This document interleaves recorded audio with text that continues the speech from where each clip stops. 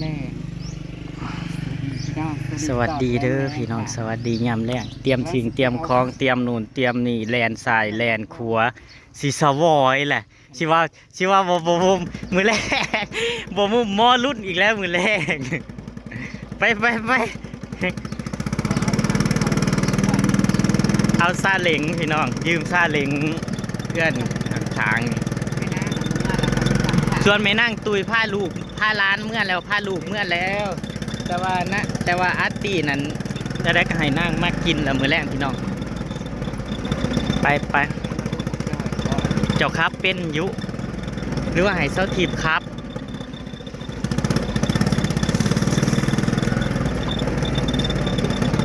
เสร็จแล้วไปพุ่นละพี่น้องอยู่พูนแหละอยู่เพื่อนมองเขากินกันนั่นแหละเขาเลิกกับพอตอนนี้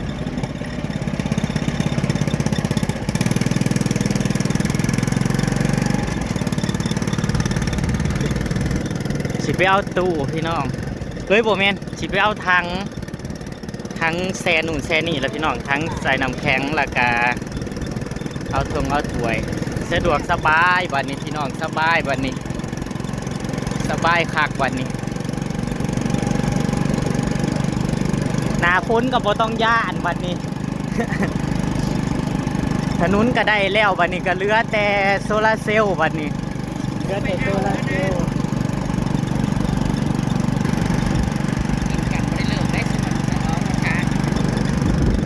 เขาจะบอกเจ้าว่าสิ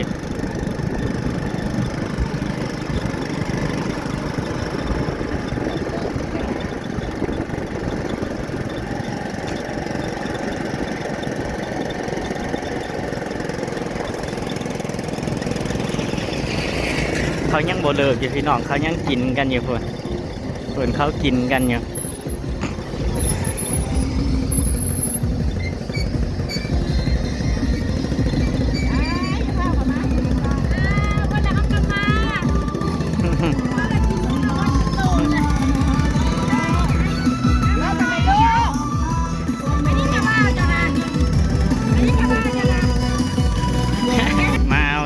มาเอาทั้งพี่น้องมาเอาทั้ง ใส่ทั้งใบนี่บ่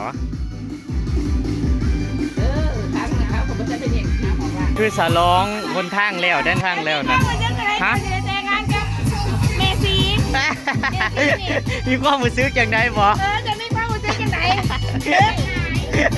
ดีใจแห้งประสบความสำเร็จแล้วสัมผัสคักสัมผัสแน่แต่โอ้ยมวนเด้พี่น้อง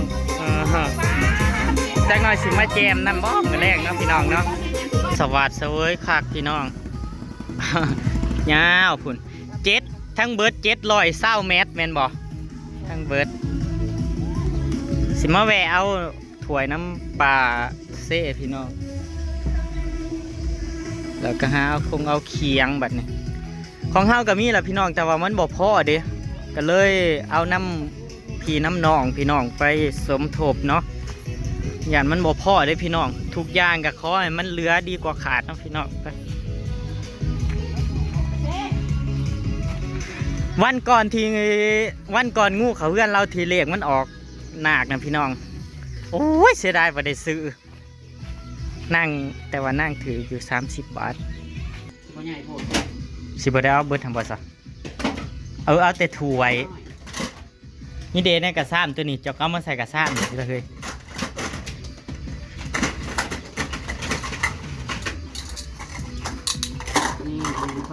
ใบสีเขียวบ่ได้เอาบ่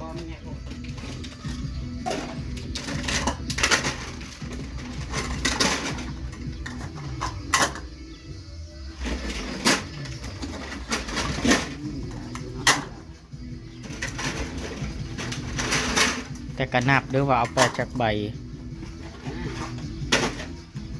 ทำไมนั่งคุยตุ่นกับบ่อยู่มือบ่เป็นยังเฮาก็กินแต่ซุ่มเฮาละกะติ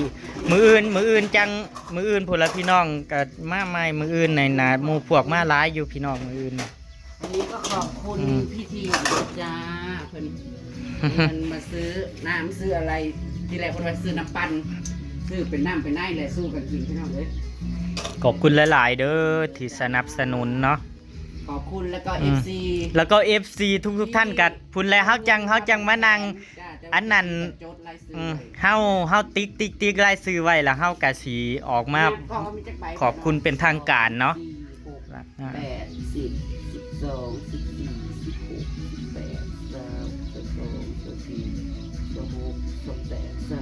แต่ก็ดีใจพี่น้อง FC ตุ่มโฮมเนาะพี่น้องเนาะ FC ลักเนาะดีใจพี่น้องขอให้ FC ทุกท่านเนาะจงมีแต่สุขภาพแข็งแรงร่ำรวยเงินทองทำอะไรสิ่งไหนก็ขอให้ประสบความสำเร็จในทุกๆเรื่องเนาะไม่ว่าจะหน้าที่การงานหรือว่าทุกๆเรื่องที่ทำเนาะเนาะครับยังมาหาซิปเฮาปูมไปใส่นั่นนะจะเอาไปจะลองรถทาง เขาสลองบนทางพี่น้อง จ้าพี่น้องปีหน้าแจ็คชิลงไซส์วันนี้บันขึ้นสว่างนี่คือที่สุดละพี่น้องควรจะเป็นเบอร์หนึ่งบ่ไปคักบ่พี่น้องคักแห้ง คือโบเต้น คักอาลี เดี๋ยว15แล้วคือถามเนี่ย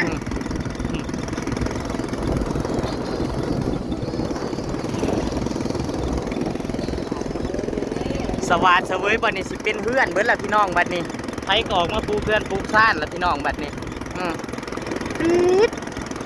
แต่ก็เฮาก็มาลุ้นทางยางต่อบัดนี้ลุ้นทางยางพี่น้องลุ้นทางยางงามพี่น้องเลื่อนแต่ละหลังโคละเหลือแต่ทางนี่แล้วพี่น้องก็มีแต่ล่อลาดยางมาอย่างเดียวบัดนี้ เป็นบ่เฮ็ดเพิ่นรอทางลาดยางเขาว่าสิได้ซั่วอยู่พี่น้องลอยไป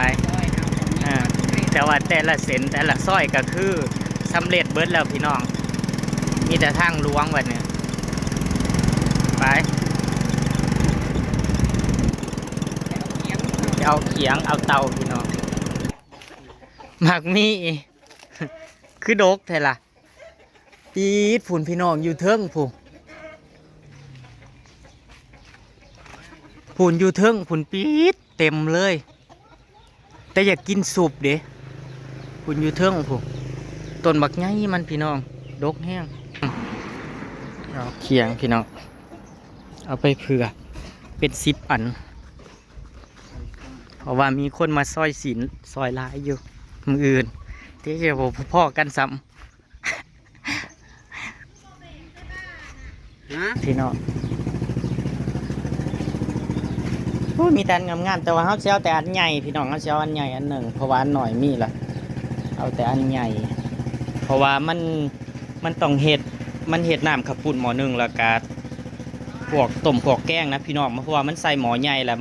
ใส่เต้าเล็กแล้วมันสีซ่าแล้วก็ยามมันรับน้ำหนักก็ได้พี่น้องก็เลยเอาเตาใหญ่เอาวันใดอันนี้แหละเฮ้ย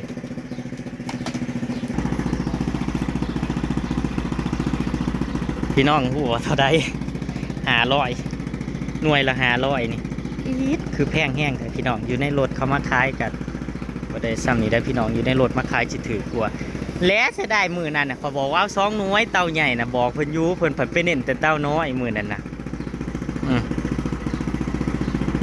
ไปเมื่อล้างมือเก็บอยู่เพื่อนต่อพี่น้อง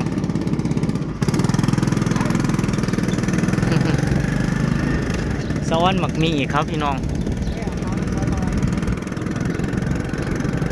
ไป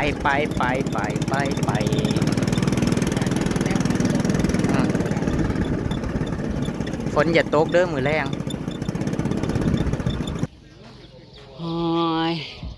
ว่าเตรียมไว้จะเนิ่นๆเนี่ยพัดฮอดใกล้สิฮอดมือกันยังอันนั้นบ่พออันนี้บ่พออีกได้พี่น้องเอ้ยมัดคือสีเบิร์ดเลยแหละบาทนี้เตรียมเติมไว้เลยนี่ก็มากวดแต่ขี้วัวออกโอ้ยแนวโกยเฮานะกะส่วนนี่แหละส่วนขี้หมูนี่เงินยังเหลืออีกได้พี่น้องบริเมิดงบด้วยจ้าเฮ็ดถนนแล้วก็ยังเหลืออยู่100,000 ประมาณแสนกว่าพุ่นจ้ะ เลือดปลาค่ะเต็มไปหมดเลย ฮ่าว่าเตรียมไว้ตั้งแต่เนิ่นๆเพอเพื่อฮอด มีดเอามือจวดเลยเสียอัน ฮอดมือแล้วก็ยังเป็นวุ่นๆอยู่สุไปนั่งตุ้ยๆกับบริยูกินเป็ดซ้ำมืออื่นนางวะ นี่เอาไว้ได้ด้วยกับพี่ตะเหมอเหมอ อืม เราจะเมื่อหาซักกันสุดงามเราไว้ จ้ะก็เตรียมปลายกวาดออกขี้งัวอย่ามันมีขี้วัวแล้วก็อันนั้นเดี๋ยวเราไปทางหมองอันเอาอันประตูตัวนี้ออกอีก เป็นการเป็นงานกับใครแต่เดินกว่างนี่แหละพี่น้องเอ้ยคันบ่มีเดินโอ้ยพอแหงใครอยู่ฝนตกมาใส่กับซุ่มเย็นพวกคุมซุ่มเย็น ไปง่ายเนี่ยนี่ไปบอกเจ้า หืม แล้วสุดตักละ โอ้ยใส่แกงก็ได้นั่นละทำนั่นนะกะ อันนี้จักใบเลยสินะ อันละ50 เบิด อืม นี่ใส่แก่มาทำ เพราะว่ามันมีซ้ำนี่เฮ้ยตัวใหญ่นะแล้วก็หามันเป็นสีเขียวหันเด้มันใหญ่กว่านี่เด้มันใหญ่แฮงพอดีแล้วใส่แกงนะกันนี่นะกะ เปลือก อืมโอ้ยเปลืองบ่เปลืองกับเขาบ่พอเขาก็เอิ้นเอาคือเก่า เอาเลนบริยาตนั่นเอาบอก เปลืองบ่เปลืองกับคะแนนมันพอนะ เอาหันไว้ อันนี้นะห้องงานร้อยแก้วหายหมักฟักหมากหนึงเรียบร้อยนี่จน พี่น้องเพื่อสิลงโตเด้อนี่นะพวกมันว่าเอาอยู่คุมมือร้อย มื้อนี้ก็ซ้ำนี่มื้ออื่นอีกมื้ออื่นอีกพี่น้องเอ้ย หลายคนเหรออันนี้มันเทียบเองกระเดื่องเตือน แน่ใช่เลยคือว่าข่อยถือมาน่ะบ่ได้เอามาบ่ย่างไปเอาในทางหลังนกเอามาให้แน่โกยขยะในทางข้างมันมุนแหละนี่กะเฮ้ยพอดีเราก็ไม่ต้องหดผัก ไม่ต้องหดผักมันกล้วยกับงามเขียวขึ้นแล้วบัดนี้ถึกน้ำฝนนี่จะสิมาเก็บบักเจียเชียไว้สวยงามพี่น้องจังได้ก็ฝากเป็นกำลังใจให้ด้วยนะจ๊ะขอให้เสร็จสิ้นไปด้วยดีก็แล้วกันงานก็ได้เนาะน้องให้ของบ่ให้ค่าขอบคุณ FC ทุกๆคนที่เข้ามาเบิ่งเข้ามาชม แล้วก็คอมเมนต์ให้กำลังใจ ขอบคุณ FC ที่ฝากเงินมาผูกแขนไว้ก่อนและล่วงหน้าเนาะขอบคุณหลายๆมาสุขคนอยู่ดีมีแหงสุขภาพแข็งแรงเบอร์สุขคนเด้อพี่น้องเด้อสุขมันร่ำรวยกันทั่วหน้าตามคลิปหน้าก็แล้วกันจ้ะเออ